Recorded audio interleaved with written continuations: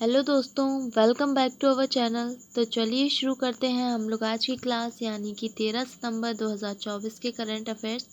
तो बढ़िया से आज की क्लास शुरू करेंगे। तो पहला क्वेश्चन आप सभी के सामने है आज की क्लास का। तो चलिए पढ़ना शुरू करते हैं, ठीक है। पहला क्वेश्चन है, हाल ही में प्रधानमंत्री नरेंद्र मोदी ने हरित हाइड्रोजन पर दूसरे अंतर्राष्ट्रीय सम्मेलन का उद्घाटन कहाँ किया है। इसके ऑप्शन है महाराष्ट्र, हरियाणा, नई दिल्ली या केरल।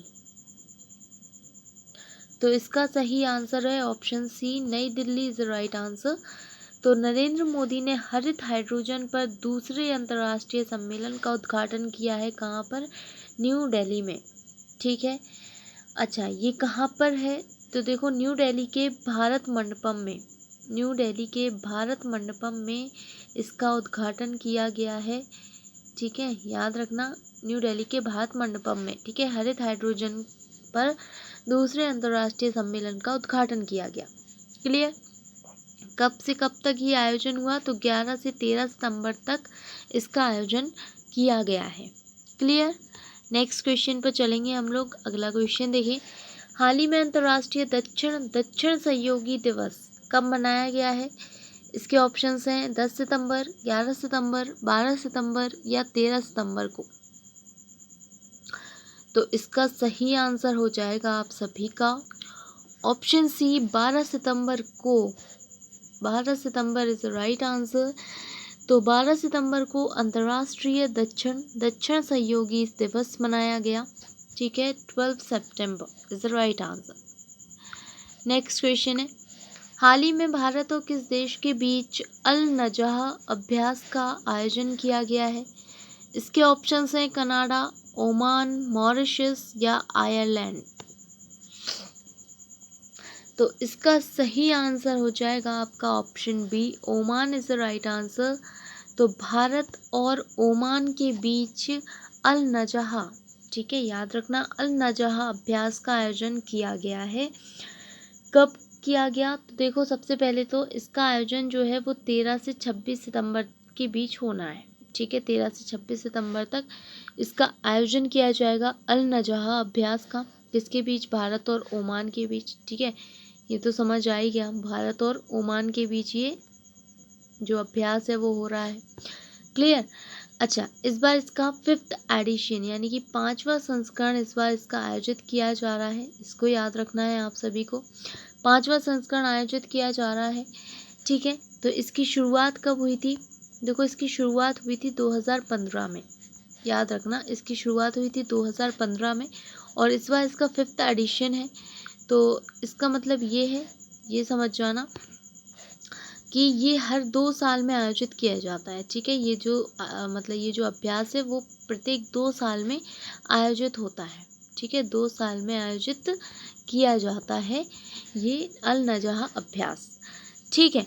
तो इसकी शुरुआत 2015 में हुई थी। 5th एडिशन यानी कि 5वां संस्करण 2024 में आयोजित किया जा रहा है, 13 से 26 सितंबर तक, ठीक है। तो ये कहाँ पर हो रहा है? ओमान के सलालाह में।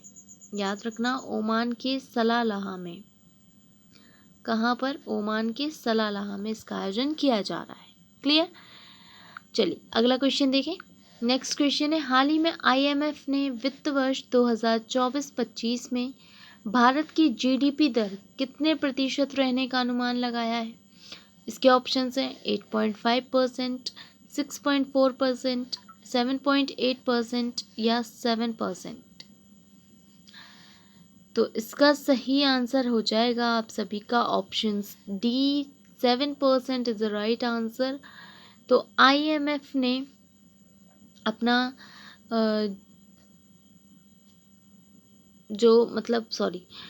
IMF ने वित्त वर्ष यानी 2024-25 में भारत की GDP दर कितने प्रतिशत रहने का अनुमान लगाया है। तो 7% इसका बिल्कुल सही आंसर हो जाएगा, ठीक है। तो IMF, जिसका पूरा नाम क्या होता है भाई, जल्दी से बता देना, सबको पता होगा। IMF international monetary fund, international monetary fund, international monetary fund, ठीक है। ओके, तो IMF जिसका फुल फॉर्म होता है इंटरनेशनल मॉनेटरी फंड, ओके। और इसकी स्थापना कब हुई थी? तो याद रखना 1944 में। अच्छा, इसमें एक चीज़ है, 1944 में इसकी स्थापना हुई थी, लेकिन इसकी शुरुआत कब हुई थी IMF की? तो वो हुई थी 1945 में। ठीक है, 27 सितंबर 1945 से इसकी शुरुआत हुई थी। सॉरी यार, 27 सितंबर नहीं, 27 दिसंबर। ओके, सितंबर बोला ना? नहीं, 27 दिसंबर। ठीक है, तो 27 दिसंबर 1945 से इसकी शुरुआत हुई थी, लेकिन स्थापना हुई थी 1944 में। क्लियर? इसका हेडक्वार्टर कहाँ पर है? तो याद रखना वॉशिंगटन DC में। कहाँ पर है? Washington DC। Clear? Next question देखें। अगला क्वेश्चन है, हाल ही में किसने ट्रेड कनेक्ट प्लेटफॉर्म लॉन्च किया है? इसके ऑप्शंस हैं पीयूष गोयल, अमित शाह, राजनाथ सिंह या शिवराज सिंह चौहान। तो इसका सही आंसर है आप सभी का option A, Piyush Goyal is the right answer. तो पीयूष गोयल जिन्होंने अभी ट्रेड कनेक्ट प्लेटफॉर्म को लॉन्च किया है। ठीक है, पीयूष गोयल ने। क्लियर? चलिए नेक्स्ट क्वेश्चन देखें। अगला क्वेश्चन है, हाल ही में लघु कहानी नाइट यार्ड साड़ी के लिए अंग्रेजी कथा साहित्य का सिंगापुर साहित्य पुरस्कार किसे मिला है? इसके ऑप्शंस हैं मनीष कुमार को, प्रशांति राम, अभिनव बिंद्रा या इनमें से कोई नहीं। तो इसका सही आंसर है option B, Prashanti Ram is the right answer. Prashanti Ram को ये लघु कहानी है उनकी नाइट यार्ड साड़ी, इसके लिए उन्हें अंग्रेजी कथा साहित्य का सिंगापुर साहित्य पुरस्कार, याद रखना सिंगापुर साहित्य पुरस्कार से सम्मानित किया गया है। किसको? प्रशांति राम को।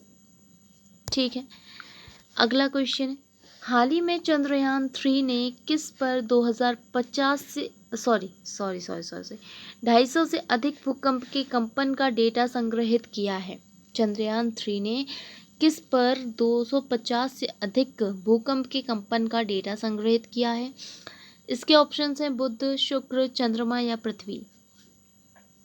तो इसका सही आंसर है ऑप्शन सी, चंद्रमा इज द राइट आंसर। चंद्रमा पर चंद्रयान 3 ने 250 से अधिक भूकंप के कंपन का डेटा संग्रहित किया है। ठीक है, चंद्रयान 3 अभी आप सभी को पता है, चंद्रयान 3 जो कि लॉन्च हुआ था, कब हुआ था? अच्छा, लॉन्च, इसके बारे में हम लोग कुछ चीज़ें पढ़ लेते हैं। तो 14 जुलाई को इसको लॉन्च किया गया था। ठीक है ना, 14 जुलाई को इसको लॉन्च किया गया और ये देखो मतलब निकाला गया यहाँ से, और 23 अगस्त को इसने सफल लैंडिंग की। ठीक है, इसकी लैंडिंग कब हुई? तो सफल लैंडिंग इसकी 23 अगस्त को हुई। ठीक है, अभी हम लोगों ने पढ़ा था, आप सभी को याद होगा, 23 अगस्त जिससे राष्ट्रीय अंतरिक्ष दिवस के रूप में मनाया जाने लगा है। राष्ट्रीय अंतरिक्ष दिवस, अभी हम लोगों ने पहला राष्ट्रीय अंतरिक्ष दिवस मनाया था, आप सभी को याद होगा, 23 अगस्त को। ठीक है, तो राष्ट्रीय अंतरिक्ष दिवस घोषित कर दिया गया 23 अगस्त को। क्यों? चंद्रयान 3 की सफल लैंडिंग के लिए। ठीक है, ये कारण है। ओके, उसके बाद यदि हम बात करें तो इसकी जो लॉन्च हुआ था तो कब हुआ, मतलब देखो कब हुआ था? 14 जुलाई को। कहाँ से हुआ था? तो याद रखना सतीश धवन अंतरिक्षयान, सतीश धवन अंतरिक्ष केंद्र से, सतीश धवन अंतरिक्ष केंद्र से। ठीक है, याद रखिएगा इसको। नेक्स्ट क्वेश्चन देखें। अगला क्वेश्चन है, हाल ही में आर रविंद्र को किस देश में भारत के राजदूत के रूप में नियुक्त किया गया है? इसके ऑप्शंस हैं अर्जेंटीना, बेलारूस, फिलिस्तीन या आइसलैंड।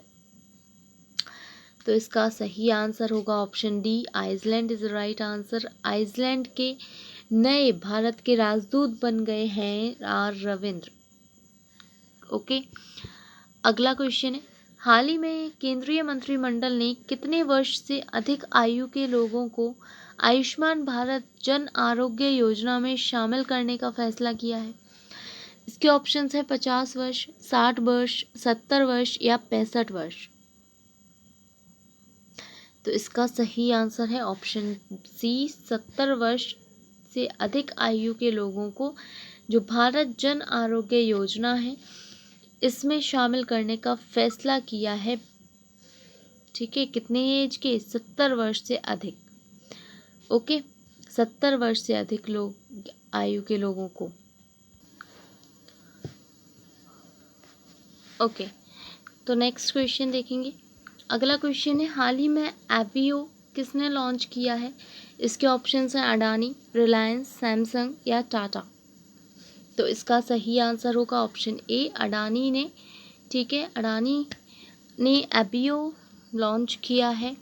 नेक्स्ट क्वेश्चन है, हाल ही में रक्षा विमानन एक्सपो का उद्घाटन किसने किया है? इसके ऑप्शंस हैं नरेंद्र मोदी, राजनाथ सिंह, द्रौपदी मुर्मू या अमित शाह। तो इसका सही आंसर हो जाएगा आप सभी का ऑप्शन बी, राजनाथ सिंह ने रक्षा विमानन एक्सपो का उद्घाटन किया है। कहाँ पर? तो याद रखिएगा जोधपुर में। ठीक है, जोधपुर में राजनाथ सिंह कौन है? हमारे देश के रक्षा मंत्री, आप सभी को पता होना चाहिए। तो हमारे देश के रक्षा मंत्री हैं राजनाथ सिंह, जिन्होंने जोधपुर में रक्षा विमानन एक्सपो का उद्घाटन किया है। ठीक है, सो गाइज आज की क्लास के आपके क्वेश्चंस कंप्लीट होते हैं। हम लोग मिलेंगे नेक्स्ट वीडियो में अगले दिन के करंट अफेयर्स के साथ। तो सभी लोग नेक्स्ट क्लास के लिए तैयार रहिएगा और जाने से पहले सभी लोग चैनल को सब्सक्राइब कर लीजिएगा, वीडियो को लाइक कर दीजिएगा और अपने दोस्तों के साथ शेयर भी कर दीजिएगा। So thank you and have a nice day. आप सभी लोग अपना ख्याल रखिएगा और अच्छे से पढ़ाई करते रहिए। So thank you and have a nice day guys. अपना ख्याल रखना। Okay, thank you.